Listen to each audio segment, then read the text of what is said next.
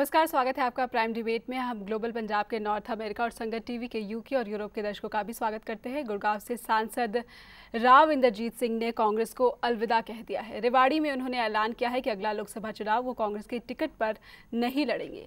4 बार विधायक और 3 बार सांसद रह चुके गुड़गांव के मौजूदा सांसद के कांग्रेस छोड़ने से पार्टी को दक्षिण हरियाणा में बड़ा झटका लग सकता है। हरियाणा के गुड़गांव से सांसद राव इंद्रजीत सिंह ने कांग्रेस से इस्तीफा दे दिया है। उन्होंने कहा कि वो अगला लोकसभा चुनाव कांग्रेस पार्टी के टिकट पर नहीं लड़ेंगे। रेवाड़ी में आयोजित इंसाफ मंच की शहीदी दिवस रैली में उन्होंने ये ऐलान किया। इस दौरान राव इंद्रजीत सिंह ने हुड्डा को सीएम बनाने के लिए माफी भी मांगी।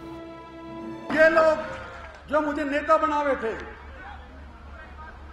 भाई इन्होंने जुगाड़ फिट कर लिया और मैं तो रह गया पीछे और यो बन गए चीफ मिनिस्टर। चीफ मिनिस्टर की हालांकि मैंने सिफारिश नहीं करी थी, लेकिन प्रायश्चित करना चाहता हूं। भाई गलती हो गई मेरे से, भाई गलती हो गई कि मैंने 23 सितंबर वाले दिन इनकी राजनीति को 4 चांद लगा दिए। भाई मुझे माफ कर दो, आगे दोबारा से ऐसी बात नहीं करूंगा। हरियाणा की कांग्रेस सरकार में जन स्वास्थ्य मंत्री किरण चौधरी ने कहा है कि कांग्रेस एक बड़ी पार्टी है और किसी एक के जाने से कोई फर्क नहीं पड़ता। देखिए, हर एक आदमी की अपनी अपनी राजनीति होती है। कांग्रेस पार्टी बहुत बड़ी पार्टी है, किसी एक आदमी के छोड़ने से कोई नुकसान नहीं होता। राव इंद्रजीत सिंह काफी लंबे समय से हुड्डा सरकार की आलोचना करते रहे थे। कांग्रेस में फूट की दिन ब दिन आ रही खबरों के नतीजतन राव इंद्रजीत सिंह का इस्तीफा आ गया है। देखना होगा कि इस इस्तीफे से गुड़गांव संसदीय सीट पर कांग्रेस को कितना नुकसान पहुंचता है। तो इस मुद्दे पर चर्चा के लिए हमारे साथ स्टूडियो में मौजूद है इनेलो के महासचिव नेता अशोक शेरवाला जी। भाजपा से चर्चा के लिए हमारे साथ मौजूद है विशाल सेठ जी, और ये पंचकुला भाजपा के जिला अध्यक्ष भी हैं। वरिष्ठ पत्रकार अजय शुक्ला जी भी हमारे साथ स्टूडियो में मौजूद हैं और चर्चा में हमारे साथ शामिल होंगे। सबसे पहले अशोक शेरवाला जी, आपसे जानना चाहेंगे कि एक बड़ा फेरबदल, राव इंद्रजीत सिंह ने इस्तीफा दे दिया है और अब ऐसा लग रहा है कि दक्षिण हरियाणा में एक बड़ा फेरबदल देखने को मिलेगा। पहले तो मैं आपकी बात को स्पष्ट करना चाहता हूं। आपने कहा है कि उन्होंने इस्तीफा दिया है जी। राव इंद्रजीत जी ने इस्तीफा नहीं दिया है, केवल वो आज दबाव की राजनीति कर रहे हैं, प्रेशर की राजनीति कर रहे हैं।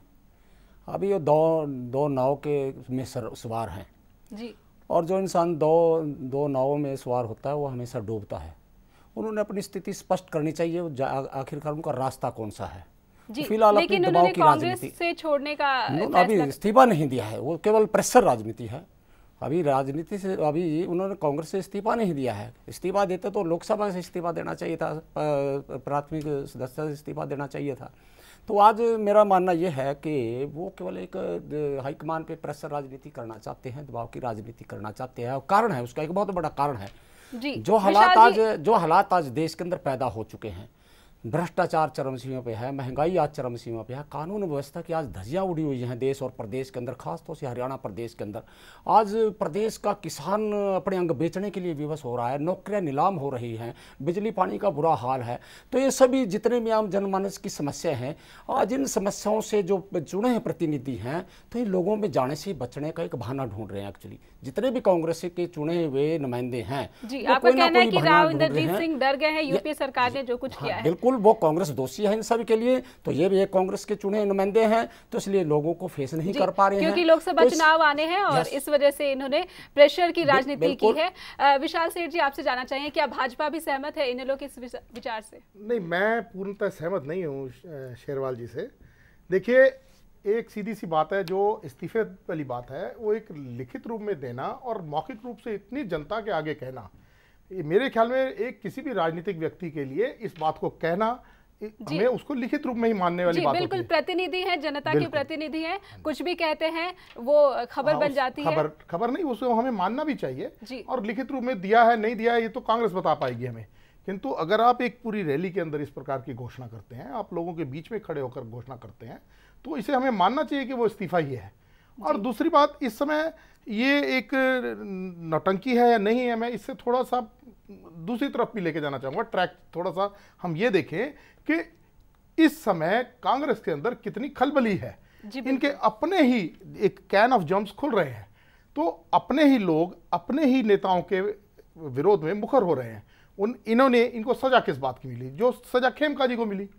तो इस प्रकार की जो द्वेष की पूर्ण राजनीति हमारी कांग्रेस सरकार कर रही है, ये उसका परिणाम है। ये तो भी एक है, इस प्रकार के कई उदाहरण आपको आने वाले समय में मिलने वाले हैं। आप बतौर विपक्ष की तरफ से देख रहे हैं, यहाँ पे शेरवाला जी ने एक बात कही थी कि वो सोनिया गांधी पर प्रेशर डालना चाहते हैं कि जो भाई आपने किया है वो ठीक नहीं किया है, हम जनप्रतिनिधि, हमें जनता के सामने दबाव देना पड़ता है, इसलिए उन्होंने एक तरह से प्रेशर बनाने की कोशिश की है। अजय शुक्ला जी, आपसे जानना चाहेंगे, एक पत्रकार है, आप किस तरह से देख रहे हैं इस परिदृश्य को? मैं इसको आप एक चीज़, हरियाणा की राजनीति को आपको कुछ हिस्सों में बांटना पड़ेगा। जो दक्षिण हरियाणा की राजनीति है उसमें अहिरवाल का एक जो इलाका है उसका एक बड़ा वो है, और राव वीरेंद्र सिंह जो इंद्रजीत जी के पिता थे, हरियाणा के मुख्यमंत्री रहे हैं, तो निश्चित रूप से कहीं न कहीं इंद्रजीत जी के मन में एक हरियाणा के सीएम बनने की एक लालसा है जी, उनके बयान से साफ दिखा तो भी है। वो चीज़ है। लेकिन यहाँ प्रॉब्लम शुरू होती है उस वक्त से जब अजय यादव के बेटे की शादी लालू प्रसाद यादव की बेटी से हो जाती है, तो एक स्ट्रॉन्ग बन जाता है। और उस स्थिति में उनकी स्थिति स्ट्रांग होने से, क्योंकि सेंट्रल में लालू यादव के दो ही सही जो भी हैं सीट्स का उनका समर्थन है, तो उनका समर्थन मिलने का मतलब है कि सेंट्रल गवर्नमेंट में उनका प्रभाव है और सीधे भी उनका स्थिति है। तो जो खबरें हैं कि कैप्टन अजय यादव के बेटे को टिकट मिल सकता है, बिल्कुल, कुल मिला के इनको अंदर से यह खबर थी कि मेरी टिकट कांग्रेस से कट रही है और कटने की पूरी संभावनाएं हैं, और मैं अलग थलग पड़ चुका हूं। हरियाणा में मेरा कोई ऐसा बड़ा प्रभाव नहीं है, हुड्डा सरकार के साथ में हमारी बेहतर तालमेल नहीं है। ऐसी स्थिति में मेरे पास में एक ही ऑप्शन है कि मैं अपने आप को स्ट्रांग दिखाने के लिए क्या कर सकूं।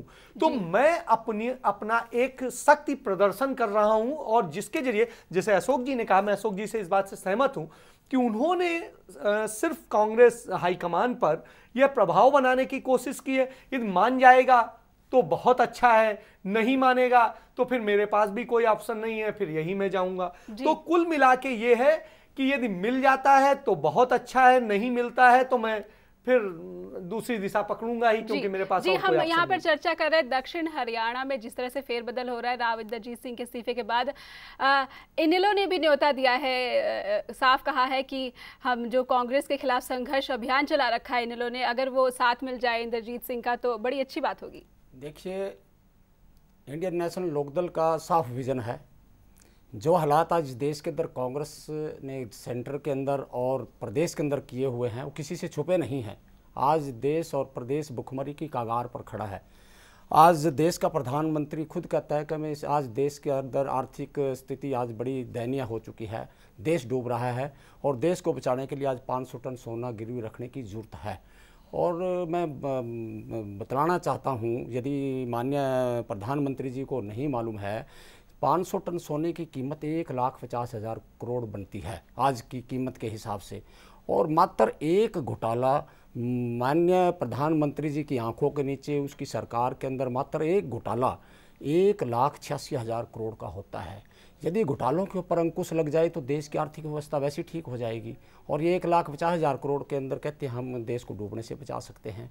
तो आज हमारा इंडियन नेशनल लोकदल का एक साफ विजन है कि इस देश के अंदर से कांग्रेस को चलता करना, कांग्रेस को हटाना। तो इस आंदोलन के अंदर जो भी पार्टी इस आंदोलन के अंदर कूदना चाहती है, अपना योगदान डालना चाहती है, अपनी आहुति डालना चाहती है, इंडियन नेशनल लोकदल उसका स्वागत करती है। यहाँ बात करें दक्षिण हरियाणा की, तो हरियाणा में किस तरह से इनेलो अपना ये संघर्ष अभियान चल, किन किन मुद्दों को आप लेकर चल रहे हैं कि संघर्ष अभियान है, और राव इंद्रजीत का साथ मिल गया तो आपका संघर्ष जो है कांग्रेस के खिलाफ वो बहुत मजबूत हो जाएगा? अनेकों मुद्दे हैं हरियाणा प्रदेश के अंदर, सारे मुद्दे हैं। आज हरियाणा प्रदेश का किसान आज जो इस धरती का सीना चीर करके देश का पेट पालने का काम करता है, देश का नहीं बल्कि पूरे वर्ल्ड का पेट पालने का काम करता है, आज इस देश का अन्नदाता वो अंग बेचने के लिए विवश हो रहे हैं। आज नौकरियां नीलाम हो रही हैं। आज प्रदेश के अंदर 8 सीढ़ी प्रकरण आपके सामने आए हैं, टीवी के ऊपर देखने देखने को हमें मिला है, कैसे शिवल्लू के एवज में किस प्रकार भ्रष्टाचार हो रहा है। तो कम से कम ये किसानों के शरीर का अंग बेचने की जो बात हो रही है, बार बार किसानों की ये खबर आ रही है, भाजपा नेतृत्व कर रही है इस किसानों के संघर्ष को, और काफ़ी कई बार ये उठाया है कि किसान ये कह रहे हैं कि हमें शरीर के अंग बेचने की अनुमति दीजिए। क्या लग रहा है कि भाजपा ये जो किसानों का मुद्दा लेके चल रही है उसमें किसी तरह से दक्षिण हरियाणा में राव इंद्रजीत सिंह मदद कर सकते हैं? देखिए, इस समय जो देश की परिस्थिति है, मैं शेरवाल जी की बात से सहमत हूँ कि देश की परिस्थिति बहुत गंभीर है।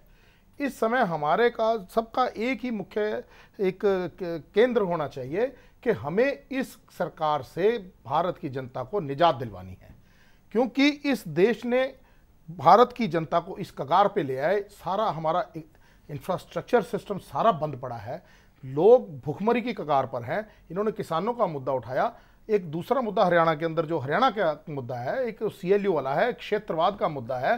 फिर आप रोज किसी भी अखबार के अंदर देखिए, जो हरियाणा के न्यूज़ जिस पन्ने पर आती है, 1/3 पन्ना रोज रेप्स के ऊपर होता है।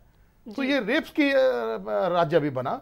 यहाँ पे अंतरिंग सुरक्षा नहीं, महिला सुरक्षित नहीं, किसान के खेत में अनाज उसको मतलब उसका मूल्य नहीं, समर्थन मूल्य पूरा नहीं मिल रहा, और बच्चों के पास रोजगार नहीं है, युवा खाली बेकार घर बैठा है। तो ये किस प्रकार की सरकार है? क्षेत्रवाद का सारा काम है। केवल रोहतक और उसके आसपास के आते हैं सभी जो भी आते हैं प्रोजेक्ट्स, बाकी सारा हरियाणा खाली बैठा है।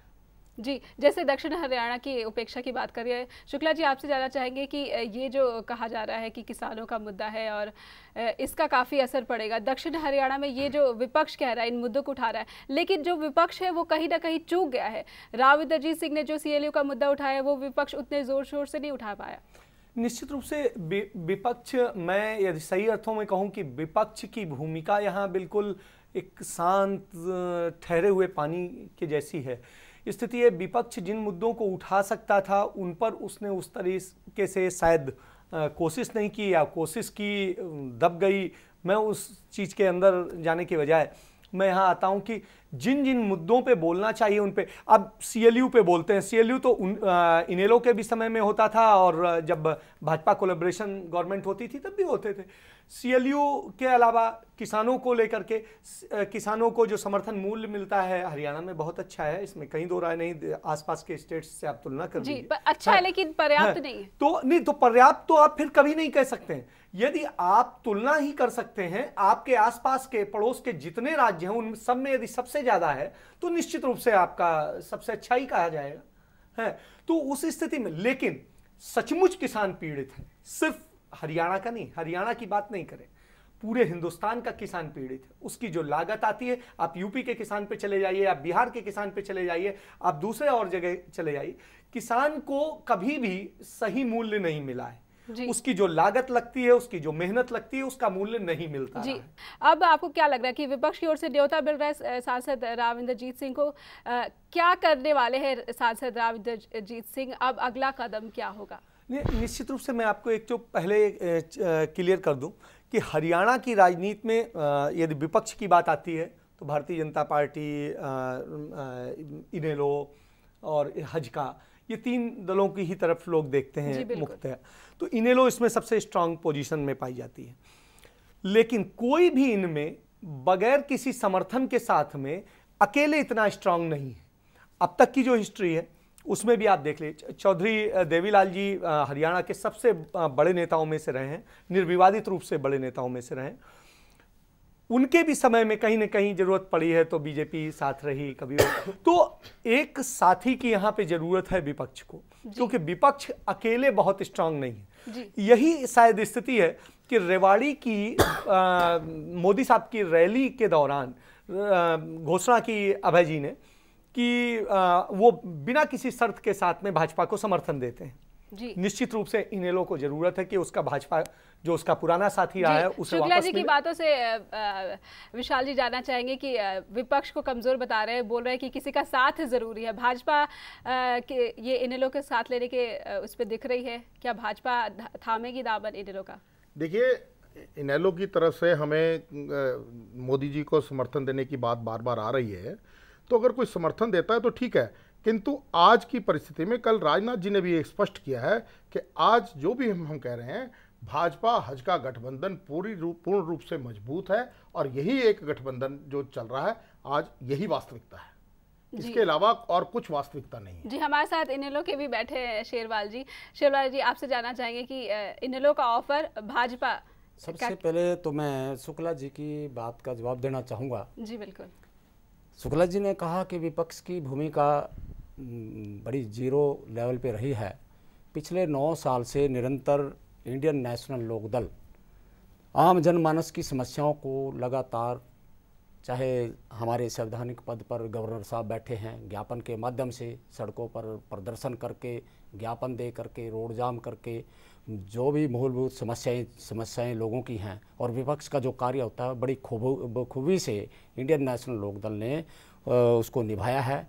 और ख़ास तौर से आज जो हमारे माननीय चौधरी ओम प्रकाश चौटाला जी, ख़ास तौर से जिस के कारण आज जेल के अंदर जिस प्रकार से सीबीआई का इस्तेमाल किया गया है, और ये मैं नहीं कह रहा हूँ, ये सुप्रीम कोर्ट ने खुद मोहर लगाई है कि सीबीआई एक पिंजरे का तोता है और एक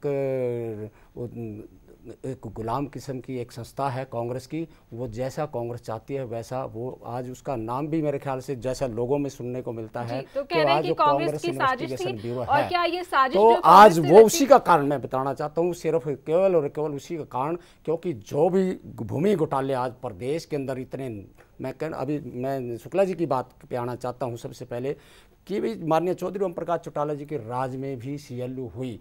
मेरे पास जो आंकड़े हैं, मात्र 2500 एकड़ के सीएलयू, वो भी केवल औद्योगिक क्षेत्र के लिए की गई थी, ना कि आर जोन के लिए।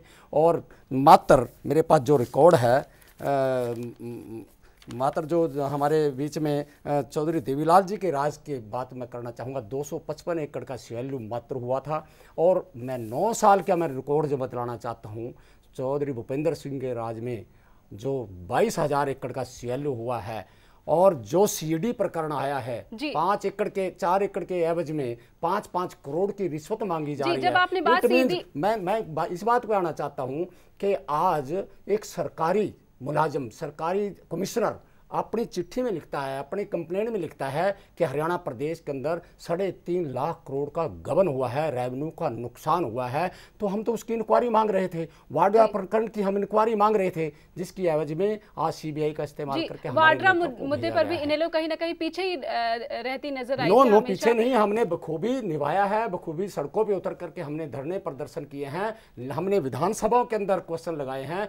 लेकिन विधानसभा में जब चुने हुए नुमाइंदे विधानसभा में अपनी आवाज नहीं को बोलने नहीं दिया जाएगा तो कहां पर जाएंगे? हम सड़कों पे ही जाएंगे। विधानसभा में बोलने तक नहीं दिया गया, बीजेपी के सामने कुछ बोलते नजर आ गया। मैं इनका शुक्ला जी का एक जरा अपडेट करना चाहूंगा, जो इनको सड़कों पर नजर नहीं आ रही।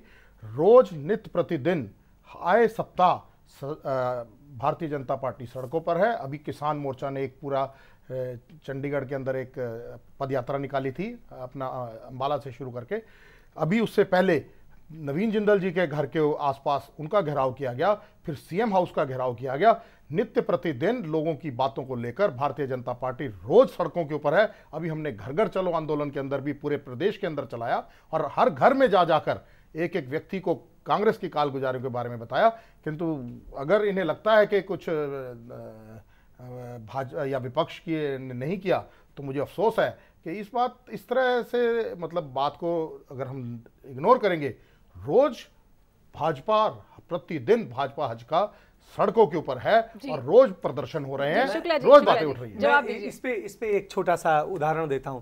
हजका और भाजपा ने एक गठबंधन किया और गठबंधन करने के बाद में पहला चुनाव हरियाणा में जो लड़ा वो क्या नगर निगम का चुनाव था। 8 नगर निगमों में चुनाव हुए और उन चुनावों में से किसी में भी इनेलो का तो फिर भी थोड़ा सा प्रभाव दिखा, लेकिन भाजपा और हजका गठबंधन का, जो कि भाजपा का जनाधार ही शहरों में, जी बिल्कुल, उसके बावजूद कहीं नजर नहीं आया।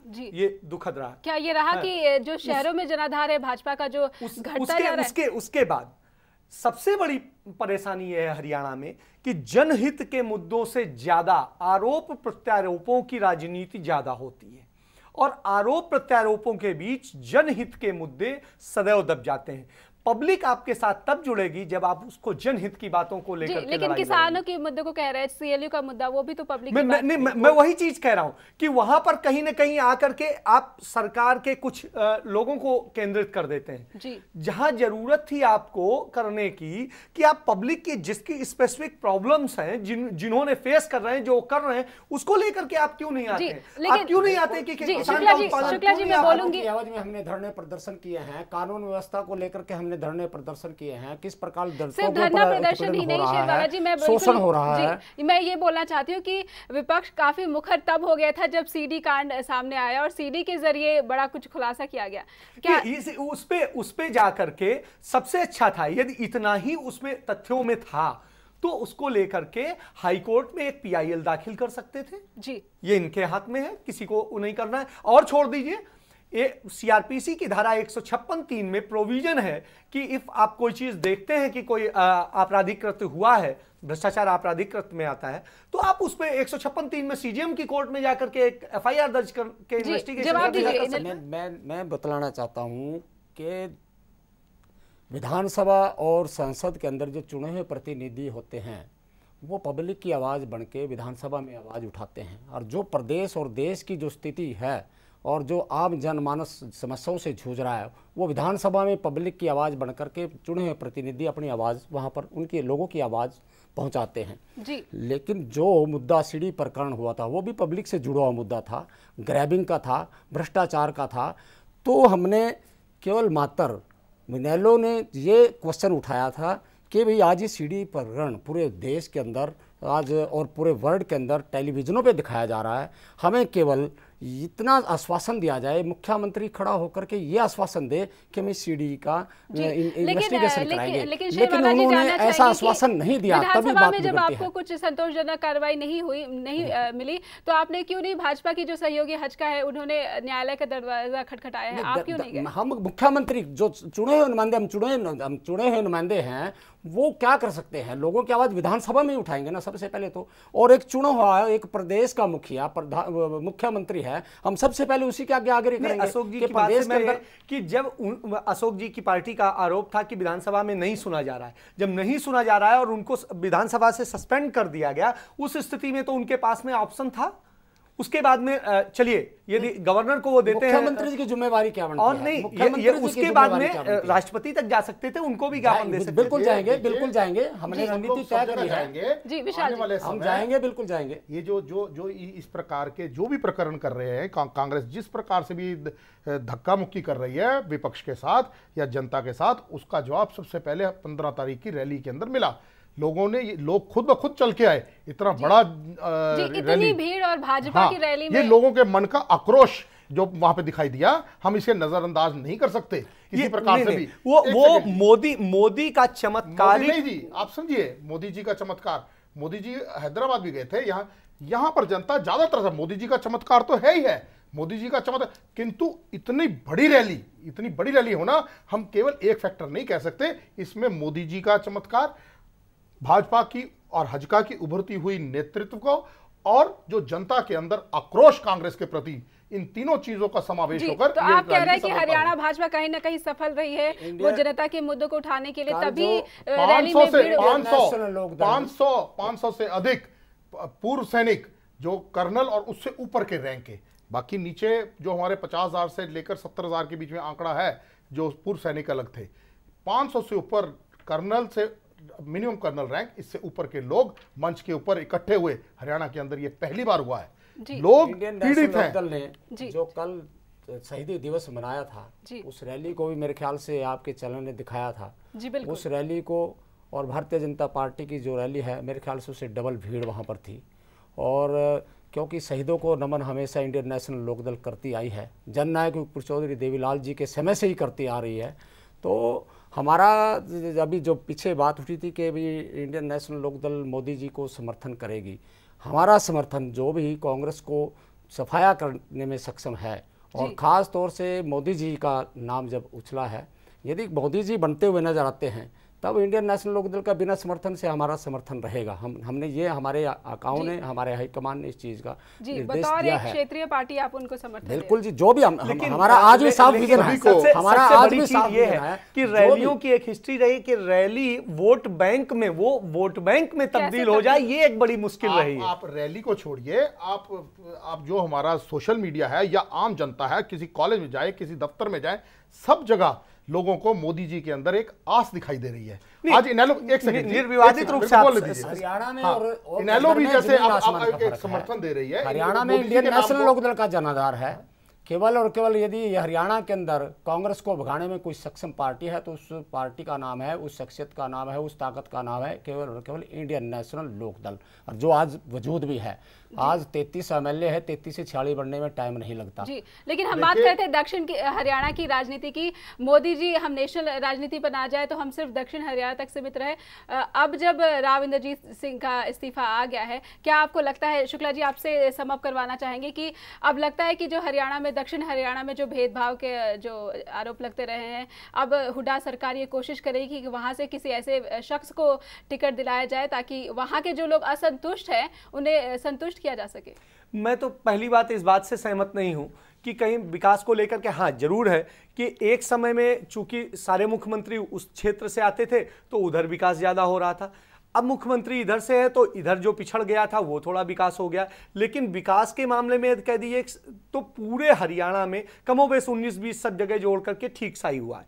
हाँ, ये सिर्फ राजनीतिक कारणों से इस बात को लेकर के शोर बहुत मचाया जाता है अपने उसको भुनाने के लिए कि इधर विकास नहीं हुआ, वो उधर विकास नहीं हुआ। बेसिकली व्यक्तिगत आक्षेप लगा करके और उसके विकास का आप पैमाना क्या तय करते हैं, पहले तो आप ये बता दीजिए। यदि विकास का पैमाना यह है कि नौकरी लगना और वो करना, तो साहब जो या तो आरोप है जी, तो आरोपों को यदि मैं थोड़े में जानना चाहेंगे कि क्या तो कुल मिला के स्थिति ये है कि इस तरह से इससे कोई बहुत बड़ा चौंकाने वाला परिणाम आने वाला नहीं है जी। शुक्ला जी को जो लगता है कि विकास का पैमाना इनकी अपनी सोच है, केवल नौकरियों से नहीं, इन्हीं की मतलब सॉरी नॉट इनकी, कांग्रेस की शैलजा जी ने खुद यहां पर माना, मंच के ऊपर से माना कि रोहतक के अंदर 1000 से ऊपर के प्रोजेक्ट आए। और फूट की बात है, फूट की बात नहीं है, वो फैक्ट्स हैं। फूट के अंदर फैक्ट्स उजागर हो रहे हैं, इसको आप फूट नहीं मानेंगे। या तो फैक्ट्स ना हो। हमारे पास बहुत कम है, हम चर्चा आगे बढ़ाना चाहते लेकिन क्योंकि हमारे पास वक्त नहीं है। बहुत बहुत शुक्रिया चर्चा में शामिल होने के लिए आप सबका। हरियाणा में सर पर विधानसभा चुनाव है और साथ ही लोकसभा के चुनाव का भी प्रेशर राजनीतिक दलों पर साफ नजर आ रहा है। इस प्रेशर में राजनीतिक दल किस तरह से प्रदर्शन कर पाएंगे, ये आने वाले दिनों में धीरे धीरे खुद ब खुद साफ होता चला जाएगा। प्राइम डिबेट में चर्चा हम यहीं खत्म करते हैं। नमस्कार। खबरों की दुनिया में आइए, हमारे साथ कहीं भी और कभी भी जुड़िए। हम मिलेंगे फेसबुक पर, हम दिखेंगे यूट्यूब पर, हमें फॉलो कीजिए ट्विटर पर। खबरों के साथ बने रहिए रात दिन।